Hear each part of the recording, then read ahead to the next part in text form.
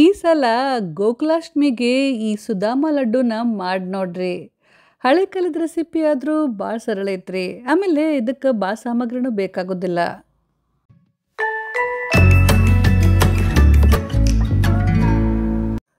ಮೊದ್ಲ ಒಂದು 2 ಟೇಬಲ್ ಸ್ಪೂನಷ್ಟು ತುಪ್ಪದಾಗ ಬಾದಾಮ್ ಮತ್ತು ಗೋಡಂಬಿ ಹಾಕಿ ಫ್ರೈ ಮಾಡಿ ಸೈಡಿಗೆ ಎತ್ತಿಡಾಕತ್ತೀನಿ ರೀ. ಆಮೇಲೆ ಇದೇ ತುಪ್ಪದಾಗ 1 ಕಪ್ಪಷ್ಟು ಅವಲಕ್ಕಿ ಹಾಕಿ ಹುರಿಯಾಕತ್ತೀನಿ. ಇದು ಕೆಂಪು ಅವಲಕ್ಕಿ. ನಿಮ್ಮ ಕಡೆ ಕೆಂಪು ಅವಲಕ್ಕಿ ಇರಲಿಲ್ಲಪ್ಪ, ನಿಮ್ಮ ಕೆಂಪು ಅವಲಕ್ಕಿ ಸಿಗಲಿಲ್ಲ ಅಂತಂದ್ರೆ ನೀವು ಅದ್ರ ಬದಲಿ ಬಿಳಿ ಅವಲಕ್ಕಿ ಇರುತ್ತಲ್ಲ, ನಾಷ್ಟ ಮಾಡ್ತೀವಲ್ರಿ ಮೀಡಿಯಮ್ ಅವಲಕ್ಕಿ, ಅದನ್ನು ಬಳಸ್ಬೋದು. ಆದ್ರೆ ಈ ಉಂಡಿಗೆ ಹೆಚ್ಚಾಗಿ ಕೆಂಪು ಅವಲಕ್ಕಿನ ಬಳಸ್ತಾರೆ.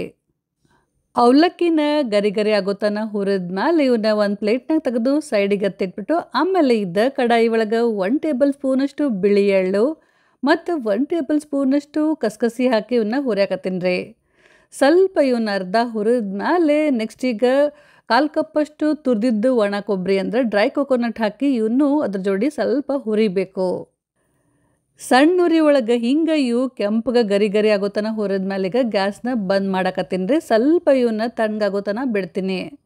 ಈ ಕಡೆ ನಾನು ಮೊದಲು ಹುರಿದಿಟ್ಟಿದ್ನಲ್ರಿ ಅವಲಕ್ಕಿ, ಪೂರ್ತಿ ತಣ್ಣಗಾಗವು. ಇವನ್ನ ಮಿಕ್ಸಿ ಮಾಡ್ಕೊಂಡು ಬರ್ತೀನಿ.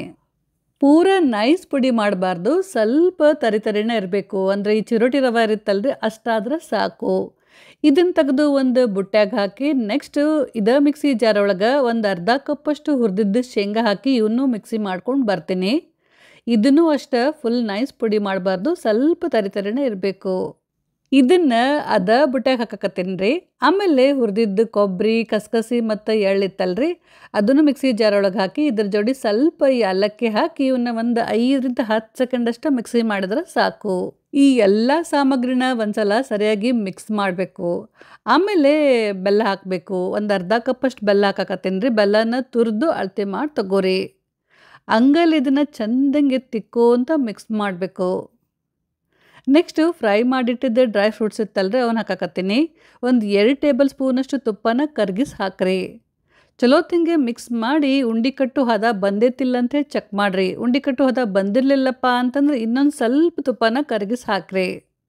ಉಂಡೆ ಕಟ್ಟು ಹದ ಬಂದ ಮೇಲೆ ನಿಮಗೆ ಉಂಡೆ ಯಾವ ಸೈಜ್ ಬೇಕಂತೇಳಿ ನೋಡಿಕೊಂಡು ಅಷ್ಟು ಪುಡಿನ ಕೈಯಾಗ ತಗೊಂಡು ಚಲೋ ತೆಂಗೆ ಒತ್ತಿ ಉಂಡೆ ಕಟ್ಟಿದ್ರೆ ಆತ್ ನೋಡ್ರಿ. ಹಬ್ಬಕ್ಕೆ healthy and tasty Sudama laddu ready. ಉಂಡೆ ಕಟ್ಟಿದ ಮೇಲೆ ಉಂಡಿನ ಅಂಗೈಯಾಗ ಆ ಕಡೆ ಈ ಕಡೆ ಸ್ವಲ್ಪ ಹೊತ್ತನ ಚಲೋ ತೆಂಗೆ ಹೊಳ್ಳಾಡ್ಸ್ರಿ. ಅವಾಗ ಉಂಡಿಗೊಂದು ಶೈನಿಂಗ್ ಲುಕ್ ಬರ್ತೈತಿ. ಉಂಡೆ ನೋಡೋಕೆ ಭಾಳ ಚಂದ ಕಾಣಿಸ್ತಾವು. ಒಂದು 4-5 ದಿನ ಒಂದು 8 ಬೇಗ ಸ್ಟೋರ್ ಮಾಡಿ ಇಟ್ಕೊಂಡು ತಿನ್ಬೋದು. ಸೊ ಫ್ರೆಂಡ್ಸ್, ಇವತ್ತಿನ ಸ್ಪೆಷಲ್ ಲಡ್ಡು ರೆಸಿಪಿ ನಿಮ್ಮೆಲ್ಲರಿಗೂ ಲೈಕ್ ಆಗಿರ್ಬೋದಂತ ಅಂದ್ಕೊಂಡೀನಿ. ಮತ್ತೆ ತಡ ಇವತ್ತು ಈ ರೆಸಿಪಿನ ಟ್ರೈ ಮಾಡಿ ನೋಡಿ ಹೆಂಗಾಗಿತ್ತು ಅಂತೇಳಿ ಕಮೆಂಟ್ ಮಾಡಿ ತಿಳಿಸ್ರಿ. ಹಂಗೆ ವಿಡಿಯೋಕ್ಕೊಂದು ಲೈಕ್ ಕೊಡೋದನ್ನ ಮಾತ್ರ ನೆನಪು ಹಾರಕ್ಕೆ ಹೋಗಬೇಡ್ರಿ. Thank you.